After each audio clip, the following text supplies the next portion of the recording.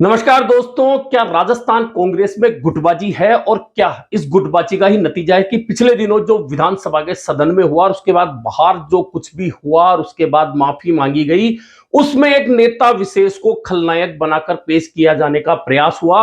और यह प्रयास भाजपा ने नहीं बल्कि कांग्रेस के नेताओं और कार्यकर्ताओं नेताओं के समर्थकों ने सबसे ज्यादा किया। और यही सबसे बड़ा उदाहरण है कि राजस्थान कांग्रेस में भयंकर गुटबाजी है। और यह गुटबाजी ऐसे समय पर है जब राजस्थान में फिलहाल कोई चुनाव अगले पौने 4 साल में नहीं आने वाला।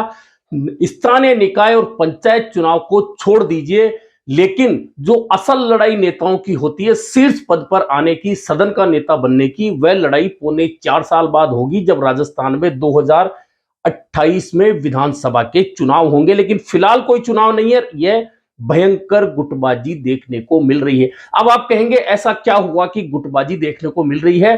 तो बहुत ज्यादा आपको तलाश करने की जरूरत नहीं है। वजह कि आप सोशल मीडिया साइट्स पे जाइए और सोशल मीडिया साइट्स पर स्पष्ट रूप से नेता विशेष के समर्थकों की ओर से जितनी भी पोस्ट आती हैं उनको देख लीजिए। आपको स्पष्ट पता लग जाएगा कि वहां कांग्रेस तो है ही नहीं। नेता ही कांग्रेस है, कांग्रेस ही नेता है। कांग्रेस का ना नाम है, राहुल गांधी नहीं है, मल्लिकार्जुन खड़गे नहीं है, प्रियंका गांधी नहीं है, प्रदेश कांग्रेस नहीं है और कोई नहीं है तो वह नेता है और उस समर्थकों की पोस्ट है। यह तो एक छोटा सा उदाहरण बता रहा हूं। लेकिन लेकिन कांग्रेस की यह गुटबाजी आखिरकार कहां जाकर ठहरेगी, कहीं नजर आता है क्या? फिलहाल तो ऐसा कोई रास्ता नजर नहीं आता, क्योंकि दरअसल दिल्ली में बैठी जो कांग्रेस है और क्योंकि कांग्रेस के फैसले होते ही दिल्ली में हैं, तो उसमें यहां के नेता कुछ कर भी नहीं सकते। पहले तो सिर्फ दो ध्रुव थे 2014 के बाद से। 2018 के बाद में उन गुटबाजी को हवा लगी। और जब किसी पार्टी का प्रदेश अध्यक्ष और उसी सरकार का उप मुख्यमंत्री अपनी ही सरकार को अस्थिर करने के लिए अपने समर्थक विधायकों को लेकर अगर चला जाए और दूसरी ओर सरकार को बाड़ेबंदी में रहना पड़े, तो फिर क्या वहां गुटबाजी खत्म होगी? हालांकि उस समय संकट टल गया, लेकिन उसका नतीजा पहली बार ऐसा लग रहा था लंबे समय बाद कि राजस्थान में कांग्रेस की सरकार रिपीट हो सकती है। लेकिन उस समय के जुलाई 2020 का जो कार्यकाल रहा और उस दौरान जो सब कुछ कांग्रेस में हुआ, उसका नतीजा कांग्रेस ने 2023 विधानसभा चुनाव में भुगता। यह बहुत सत्य बात है, आप पूरा उठा के देख लीजिए। खैर, यह पुरानी बातें हैं, लेकिन वर्तमान गुटबाजी की बात करें तो सबसे पहले तो गुटबाजी को हवा कहां दी गई कि प्रदेश कांग्रेस के अध्यक्ष गोविंद सिंह डोटासरा नेता प्रतिपक्ष टीकाराम जूली में तनातनी है और गोविंद डोटासरा टीकाराम जूली को नेता प्रतिपक्ष के रूप में नहीं देखना चाहते। अब यह लेटेस्ट खबर थी तो इसके पीछे जाना जरूरी भी था। आपको कहीं भी दोनों नेताओं के कोई बयान ऐसे लगे जब दोनों में कहीं टकराव की स्थिति आ रही हो? मुझे तो नहीं लगे। आपको अगर लगे हो कहीं बयान आए हो तो निश्चित तौर पर है, अब सोशल मीडिया है आजकल, ऐसी चीजें रुकती भी नहीं है। लेकिन बाद में निपटाया किसने? टीकाराम जूली ने। टीकाराम जूली ने मामला निपटाया तो यह कहा जाने लगा कि टीकाराम जूली को माफी मांगनी पड़ी। आखिरकार गोविंद सिंह डोटासरा ने क्यों नहीं मांगी? तो वैसे तो बहुत स्पष्ट था कि उस दिन प्रदेश कांग्रेस के प्रभारी जयपुर आ रहे थे, ऐसे में उनके प्रोटोकॉल में प्रदेश कांग्रेस अध्यक्ष को जाना था और वे गए। ऐसे में उस समय वे विधानसभा में मौजूद नहीं थे जब माफी वाला मामला हुआ। और यह बात खुद गोविंद सिंह डोटासरा ने भी स्पष्ट कर दी। फिर भी हवा देने वाले, अब आप, फिर मैं वही कह रहा हूं कि आप सोशल मीडिया को बड़े ध्यान से देखिए, हवा देने वाले कांग्रेस नेता के समर्थक ही मिलेंगे। इस बात को जमकर हवा दी गई। अब बात करें गुटबाजी कहां किस स्तर पर जा चुकी है, तो एक बात तो बहुत स्पष्ट होती कि 2014 से 2023 के बीच में राजस्थान कांग्रेस के दो गुट थे और आज भी वे गुट मौजूदा समय में मौजूद हैं और अपनी ताकत दिखाने से कहीं नहीं चूक रहे। एक पूर्व मुख्यमंत्री अशोक गहलोत का गुट है, एक पूर्व उप मुख्यमंत्री सचिन पायलट का गुट है। अब बयानों में बहुत लोग कहें, नेता कहें कि हमारे यहां कोई गुटबाजी नहीं है, लेकिन आप इन दोनों में से एक को पावर देख के देख लीजिए, दूसरे का गुट किस तरह से तुरंत फॉर्म में आ जाएगा और नीचा दिखाने का कोई प्रयास नहीं छोड़ेगा। और फिलहाल तो ऊपर नीचे किसी को पद देने वाली बात आई नहीं रही, किसी को पद मिल ही नहीं रहा। उसमें भी अगर सोशल मीडिया पर एक दूसरे के समर्थक एक दूसरे के नेता को नीचे दिखाने का कोई प्रयास नहीं छोड़ रहे, तो फिर इसे गुटबाजी नहीं कहेंगे तो क्या कहेंगे?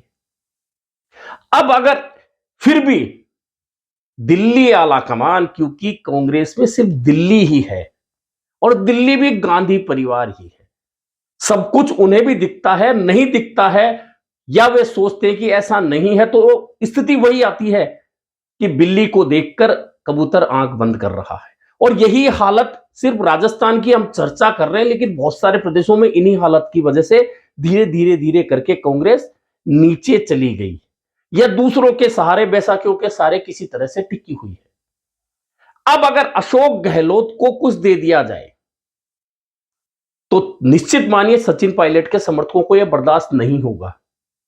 जब अभी बर्दाश्त नहीं हो रहा, जब अशोक गहलोत के पास कुछ नहीं है, और अगर सचिन पायलट को कुछ दे दिया गया तो क्या अशोक गहलोत के समर्थक चुपचाप देखते रह जाएंगे? अब कहने को तो गोविंद सिंह डोटासरा का गुट भी कहा जाता है, लेकिन अभी तक ऐसा कोई स्पष्ट रूप से नजर नहीं आया कि गोविंद सिंह डोटासरा ने कोई गुट खड़ा किया हो। मैंने पहले भी कहा था, फिर भी कह रहा हूं कि गोविंद सिंह डोटासरा एक्सीडेंटल अध्यक्ष प्रदेश कांग्रेस के बने थे जब सचिन पायलट बगावत पर उतरकर अपने समर्थक विधायकों को लेकर मानेसर चले गए थे। सरकार बाड़ेबंदी में थी, पायलट बार बार की अपील से नहीं लौट रहे थे, तो उन्हें हटाकर गोविंद सिंह डोटासरा को बनाया गया। यह किस्सा एक्सीडेंटल प्रदेश अध्यक्ष का रहा। अब यह गोविंद सिंह डोटासरा की किस्मत कह सकते हैं, उनकी रणनीति कह सकते हैं, उनकी टीम का वर्क कह सकते हैं, या उस समय बना परिस्थिति जन्य जो भी कुछ हुआ वह कह सकते हैं कि गोविंद सिंह डोटासरा के नेतृत्व में कांग्रेस 40 सीटें जीतती दिख रही थी, वह 70 तक पहुंच गई। लोकसभा में कांग्रेस की 8 सीटें आ गई। अब लोग उसके साथ बाद में जोड़ते हैं कि फिर उपचुनाव क्यों हारे, तो उपचुनाव की सीधी गणित है। जिन सीटों पर चुनाव लड़ा गया कि गोविंद सिंह डोटासरा की पसंद का टिकट कौन सा था, जरा ढूंढ लीजिए एक टिकट के अलावा। और एक टिकट भी रणनीतिक रूप से दिया गया था, क्योंकि हनुमान बेनीवाल लगातार गोविंद सिंह डोटासरा पर हमलावर थे और अब भी हैं। ऐसे में जो रणनीतिक रूप से खींवसर का टिकट था, अब हनुमान बेनीवाल एक आरोप लगाते हैं कि कांग्रेस भाजपा से मिल गई मुझे हराने के लिए। अब ये राजनीति में सब कुछ संभव है, जैसे जंग में सब कुछ है, इश्क में सब कुछ है संभव, वही राजनीति में भी संभव है। और उस वक्त हुआ, इसके अलावा जो बाकी टिकट थे वे तमाम सांसदों की मनमर्जी के थे या पारिवारिक टिकट थे। अब उसमें भी कोई गोविंद सिंह डोटासरा को दोष देना चाहे तो दे सकते हैं, क्योंकि प्रदेश कांग्रेस अध्यक्ष की जिम्मेदारी तो है ही। तो फिर एक सीट जीती, वह भी गोविंद सिंह डोटासरा की जिम्मेदारी तो रहेगी। लेकिन राजनीति में कहा कुछ जाता है, होता कुछ है। कुल मिलाकर राजस्थान में जो फिलहाल वर्तमान में जो स्थिति चल रही है, अगर यह बहुत दिन तक ऐसे ही चलती रहती है तो निश्चित मानिए कि यहां कांग्रेस के लिए फिलहाल जो संभावनाएं दिखती है कि एक बार कांग्रेस एक बार बीजेपी, वह धीरे धीरे क्षीण हो सकती है, खत्म हो सकती है। लेकिन अब इसका नतीजा क्या निकलेगा नहीं निकलेगा, ये 4.25 साल बाद की बात है।